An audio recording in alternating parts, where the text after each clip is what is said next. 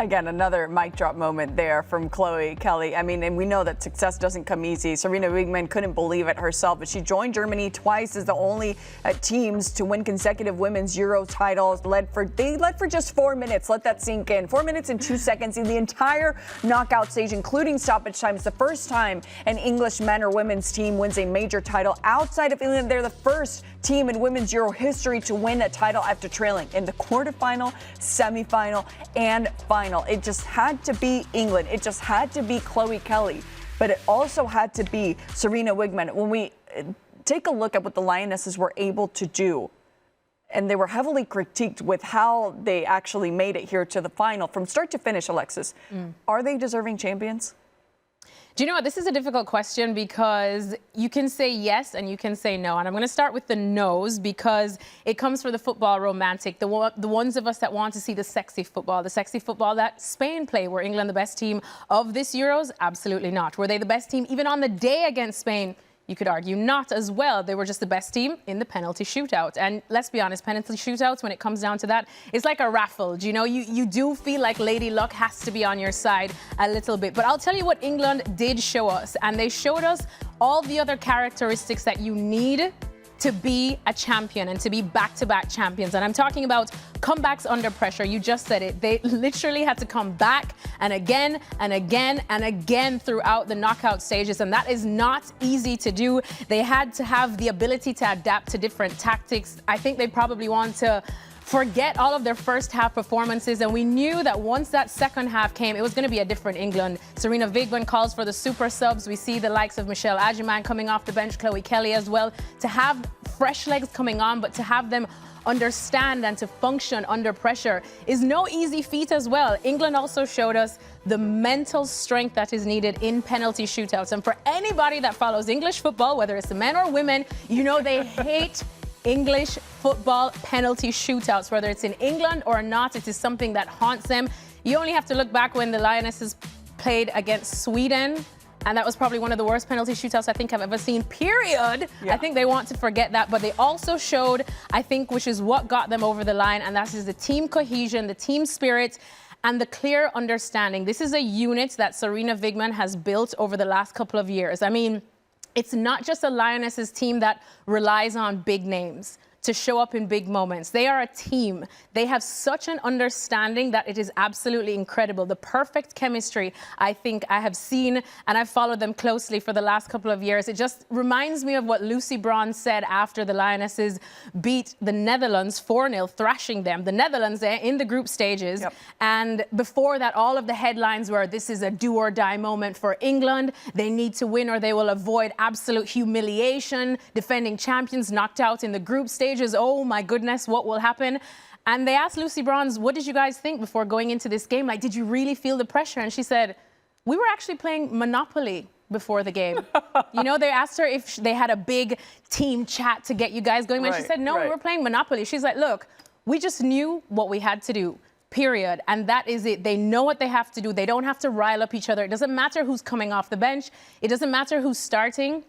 The message is clear. Sarina Wiegman doesn't have to talk. No long talking, as we say in Jamaica. Yeah. Everybody knows exactly what is expected of them. And I think all those characteristics, it's not pretty football, it's tournament football. I think the only person that would love this type of football is Jose Mourinho back in his Chelsea days, because it is a very defensive, ugly type of football. Right. But you know what? It wins you games, and it's won England this championship. So yes, I think they are deserving winners. Yeah, and when we talk about the mentality and even that message of playing Monopoly, it's an unspoken agreement. Everybody knows exactly what they have to do. Everybody knows exactly what they've been training this whole time, and they don't have to sit down to say what they want to say. But I'm sure if you ask these players here, Alexis, they don't want heart-stopping moments every single match that they have, because we're talking about now them building towards the 2027 World Cup. Right now, with this mentality, especially their mentality, does England have enough to at least make a big World Cup performance here in 2027? Do you know what? Once again, you can argue yes and no. I think what this Euros showed us is that England, of course, whilst they are a mentally tough team, very much capable of winning back-to-back women's Euros and beating what we would say is the best team in women's football right now, which is the Spanish national team.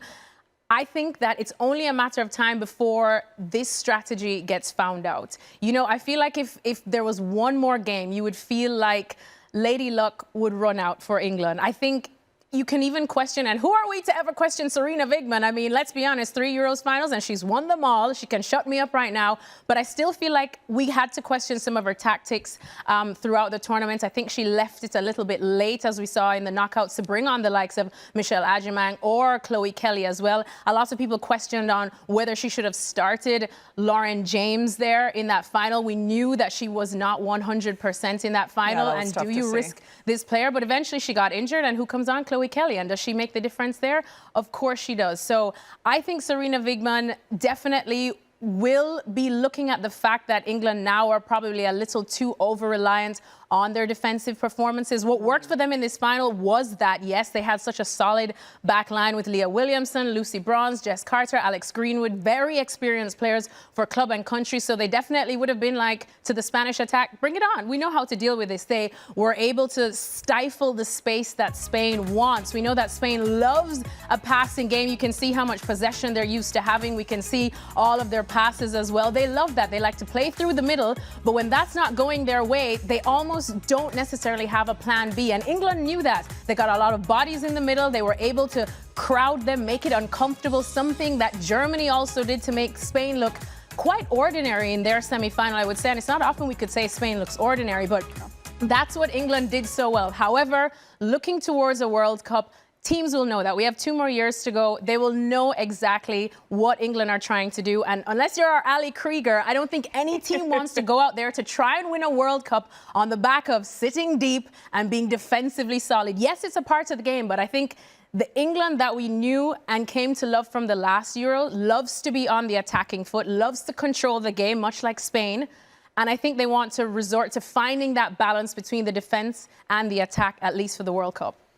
I mean, and speaking of those players coming off of the bench that you mentioned, one of them, of course, the standout, Chloe Kelly. I mean, I don't want to leave Michelle Adjumang to aside because her story is amazing in and of itself. We can talk about her as well. But Chloe Kelly specifically, her year and what it was it with Manchester City? Was it going to be with Arsenal? And now with the Lionesses, how impactful was she during this tournament, considering the year that she had, Alexis? Listen, Chloe Kelly wants us to just never forget that she's 100% that player. And it's absolutely amazing that this is a player that comes off the bench. Even at the last Euro, she did not start one single game, yet you can remember that iconic picture of her shirt off, scoring that winning goal against Germany, sports bra and all. That is now a mural in London as well. And here we see her again. And just the year that she's had has honestly been one of the worst that you would probably never wish on any player. You know, to go from Manchester City, where she had only one WSL start, where she was coming off of the bench, she wanted more playing time, she fell out of favor with the club and the manager, and she was very public about it. She went on her social media and she said that, you know, she felt like she doesn't have a future at Manchester City, and a lot of people took that as, look, you're still in our books, you can't come out and just criticize the club like that. Nobody likes to see when players go on the front foot to force a move, but then, as they say, you're only as good as your last game. So who was going to take a chance on Chloe Kelly when she wasn't getting time at Manchester City? She had only had, I think, 6 appearances in the WSL before the transfer window closed this January. Manchester United were apparently interested. Manchester City blocked that move. And then finally, on deadline day, does she get a loan move to Arsenal? And what happens after that? She wins the Champions League with them. They finally get her and give her a permanent contract. And then a couple months later, she's winning the Euros. She has had an amazing, amazing year. And considering that after she spoke so publicly, where she said that her time at Man City was a tough time, was a dark time, she said she considered if she even wanted to continue playing the game. And you think now, if Chloe Kelly said, you know what, I'm done in January, it's only a loan deal, where we would be now? And here we are, another win for the Lionesses, and we're talking about not Lauren James, but we're talking about Chloe Kelly being that player again. Yeah, absolutely. The biggest probably what if when it comes to the Euros, because someone with ice in her veins and that, even the way she celebrates, right? I was seeing her celebrations. I'm like, how can she contain herself and just be like, It's a little smirk she gives the camera, yes, you know? it's right so before taking a penalty the penalty that could win it for your country. And she's like, no pressure. No pressure. As she said, she missed penalties in practice. And she's like, I don't miss 4 in a row, though. She was like, I'm going to purposely miss 3 at practice. The more you miss in practice, the more you make during the fun. Hey, she makes it when it counts. But we know she wasn't alone. She wasn't the only standout player. I mean, I mentioned Michelle Ajimang, but when you look at this roster, who else really stood out to you in this tournament? Do you know what? I have to speak about Hannah Hampton. And I go back to the last Women's Euros, and I'm going to be very candid now because covering that there in London, I remember right before the final, ESPN were rights holders, it's broadcasting, we're waiting for that big interview on Matchday -1, and they come out and they say, you're getting Hannah Hampton. And I remember thinking respectfully, what? As in the second string goalkeeper, as in not even Mary Earps, someone who hasn't played a minute in this Euros, somebody who... You're like, I'm sure she's really nice. Yeah, I was like, I'm sure she's lovely, great, of course, yes, Hannah, but someone who is no way going to come in for Mary Earps. Mary Earps, the Great Wall of England. And I remember thinking, all right, well, I'll see what she can say. And it was funny because I asked her the first question, I was like, you know, final... This is unreal for England. Everyone wants you to bring it home on home soil. And she's like, you know what? I'm just here having fun. She's like, what else am I going to tell you? I'm having fun. I'm not playing, but it's great to see what my teammates are doing. Aww. And I think of the Hannah Hampton that we saw at this Euros. We talked about that England backline that's so solid. And so many goalkeepers will tell you that they get so much confidence from having a strong backline. But it was the backline who are so experienced with Lucy Bronze, Leah Williamson, etc., who sung Hannah Hampton's praises, and they said they felt more confident because she was in between the sticks. And please keep in mind, this is someone that's had to now fill the shoes of Mary Earps, the Great Wall of England. It is no easy feat, but from day one, or at least after England overcame that loss against France in the first game, Hannah Hampton has been absolutely instrumental. They definitely would not have won this Euros title without her. I think it's just the confidence that she has and the ease in these big moments to make the big saves, as we did see in the final. I mean, you're going up against Spain in a Euros finals where you're the defending champions, but you were not the goalkeeper in between the sticks in the last one. This is your time to make it. And we talk about big players show up in big moments, and Hannah Hampton was one of them. I love that experience that you had with her. At the moment, you were like, no offense, but I thought we were going to talk to somebody else. And today you're like, I'm so glad that we were able to have that experience, and you can give her the shout out that she's so clearly so well deserves now here. Now I'm like, Hannah, come on, Football W. Yes. Girl, we will play for your flight over here. Hannah. Will we, guys? Hannah. Yeah, will we, guys? Right? No? Come right here. That's in the middle. We'll figure it out, Hannah. Don't worry. We can also do it remotely. But without Hannah Hampton, it was difficult to see the Lionesses win. Without Sarina Wiegman, it seemed like an impossible feat. And like I said, when we just heard her, she can't believe that they actually won the final. But it's a little bit easy to believe here with what Sarina Wiegman has done. Is she the best head coach in the world for you right now, women's football? Do you know, it is so hard to answer that question because, you know, we're thinking of our girl, Emma Hayes, let's be done, period. But it's so hard to compare.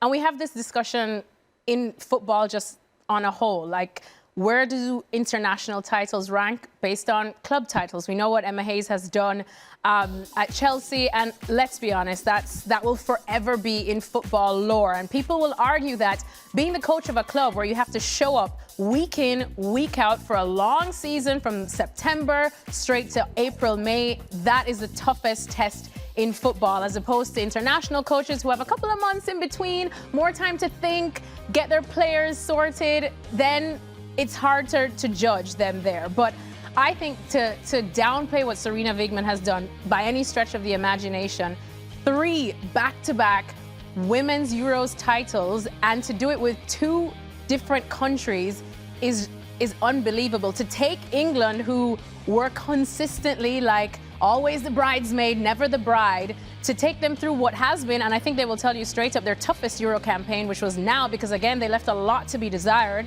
left a lot late, they flirted with danger, is no easy feat. I feel like I now am tempted to give Sarina just that bit of an edge over our girl Emma. I still love you, Emma. Just now. But it's okay, Emma's just starting out.